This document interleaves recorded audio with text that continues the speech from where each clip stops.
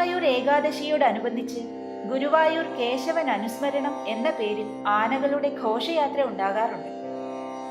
ദശമി ദിനത്തിൽ മൺമറഞ്ഞ ഗുരുവായൂർ കേശവന് പിൻഗാമികൾ സ്മരണാഞ്ജലി അർപ്പിക്കും. ഗുരുവായൂർ ദേവസ്വത്തിലെ 20-ലേറെ ആനകൾ പങ്കെടുക്കും.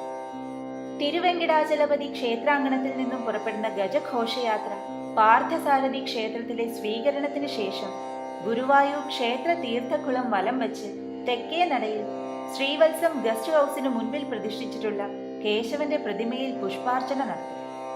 തുടർന്ന് ആനയൂട്ട്. ഏകാദശി വ്രതം അനുഷ്ഠിക്കുമ്പോൾ അരി ആഹാരം പാടില്ല. ദശമി ദിവസം ഒരിക്കൽ, അതായത് പകൽ മാത്രം ആഹാരമാവാം. ഏകാദശി നാളിൽ ഉപവസിക്കണം. ദ്വാദശി ദിവസം ഒരിക്കൽ, ഇങ്ങനെ 3 ദിവസം രാത്രി ഭക്ഷണം ഉപേക്ഷിക്കണം. പകൽ ഉറങ്ങാൻ പാടില്ല.